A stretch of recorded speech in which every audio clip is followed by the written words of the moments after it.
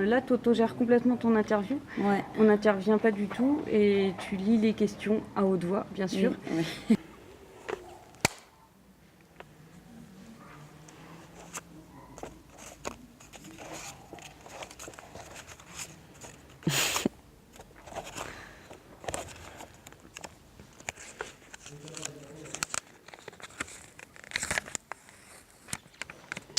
Sophie Jordan, c'est qui? Eh ben, c'est une excellente question. Sophie Jordan, c'est... là, en l'occurrence, c'est la comédienne qui joue dans Une chenille dans le cœur. Elle joue la petite chenille. Et sinon, c'est une comédienne, de manière générale, qui, depuis qu'elle a 6 ans, a décidé de faire du théâtre et a jamais arrêté. Voilà. Alors, ensuite...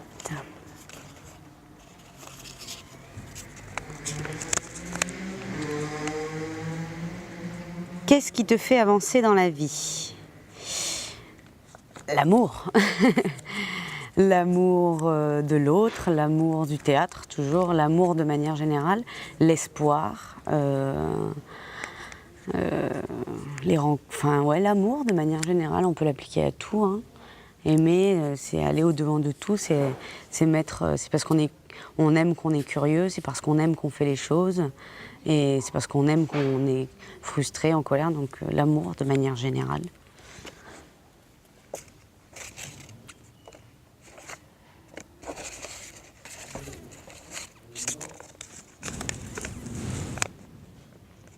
Qu'est-ce qui te révolte? L'injustice.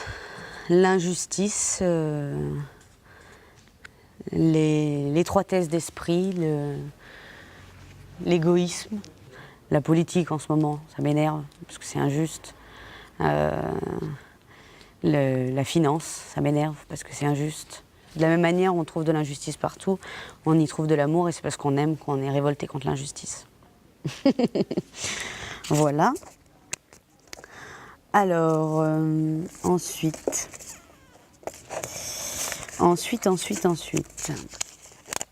Une chenille dans le cœur, ça raconte quoi? Alors, une chenille dans le cœur, ça raconte l'histoire d'une petite fille qui naît sans colonne vertébrale. Vu qu'elle grandit, son corset devient trop petit et en fait, elle ne peut plus respirer. Et on se retrouve un peu projeté dans un monde onirique, un monde imaginaire. Et donc dans ce monde-là, on est dans un désert où il y a un bûcheron qui a coupé tous les arbres. Et donc là, la petite chenille, qui est orpheline, va aller rencontrer ce bûcheron pour qu'il lui taille un nouveau corset à sa taille. Sauf qu'il reste un arbre dans ce pays-là.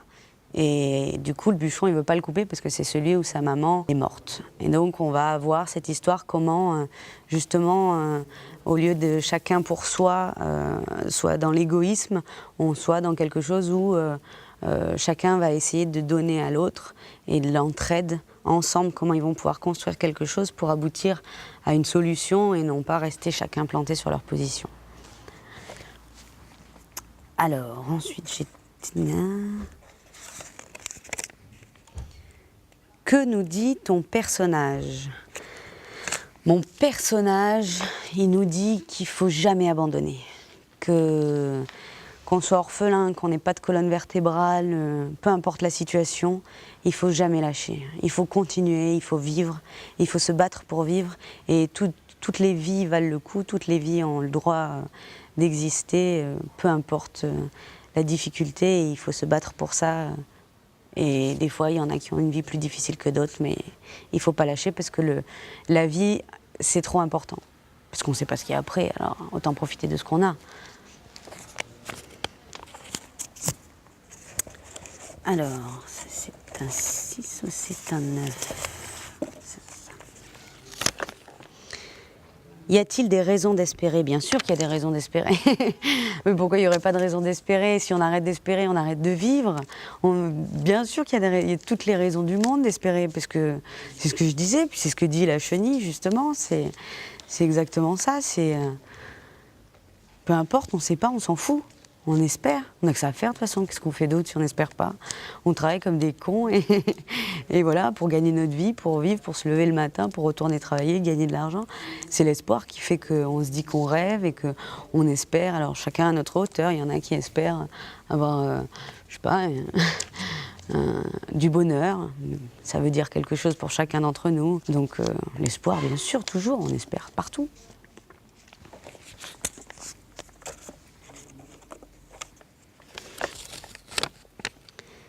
Le théâtre peut-il nous aider à espérer?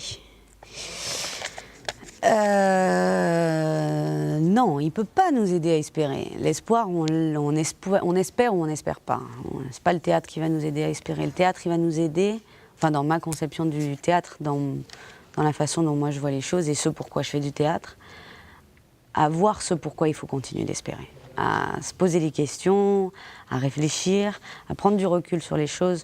On est dans la vie, on vit comme on a, ce que je disais tout à l'heure, le travail, on a tout, on est débordé.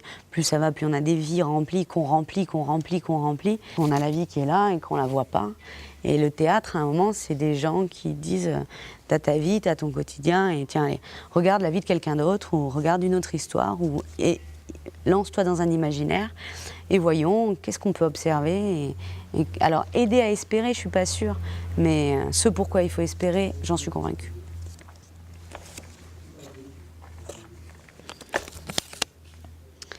Jouer au festival de l'Enclave, ça représente quoi? Le festival des Nuits de l'Enclave, ça représente de l'espoir, là aussi. Tout tourne autour de l'espoir, décidément. Ça représente de l'espoir parce que c'est un super festival et que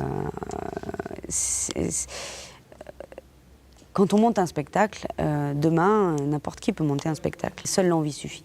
Donc monter un spectacle, c'est une chose. Demain, je peux monter un spectacle, jouer dans ma cave, dans mon jardin, même seule dans ma chambre ou dans ma salle de bain.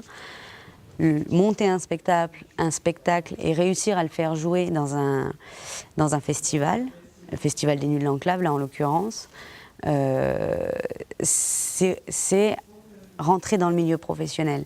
C'est avoir la prétention de se dire que peut-être on pourra réussir à vivre de ce métier. Et c'est franchement pas évident.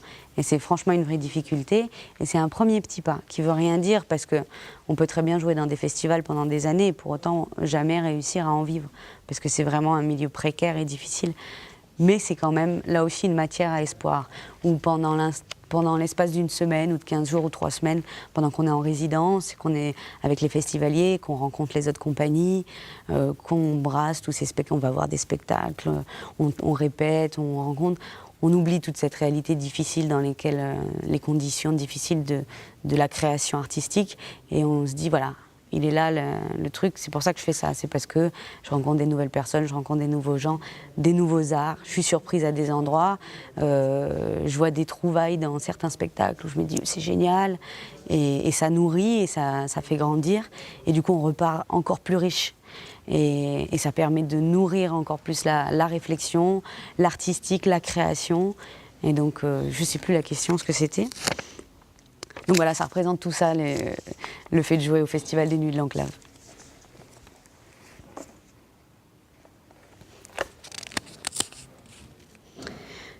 Que faut-il espérer pour la chenille? Eh ben, c'est ça. Pour la chenille, alors, pour la chenille, le personnage, qu'elle ait une colonne vertébrale un jour, ou qu'elle ait un corset, je sais pas, qui grandisse en même temps qu'elle grâce aux nouvelles technologies.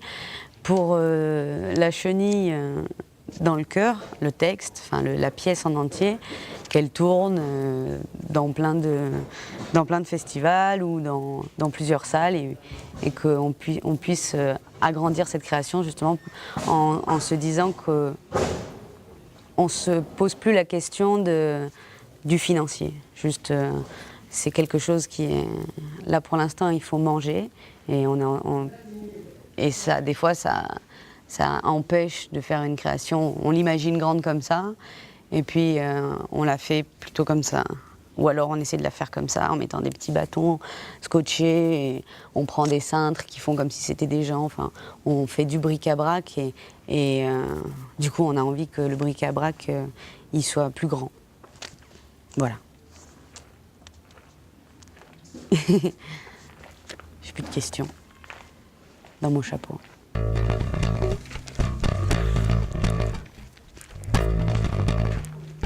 Et j'ai mon micro. J'arrive justement.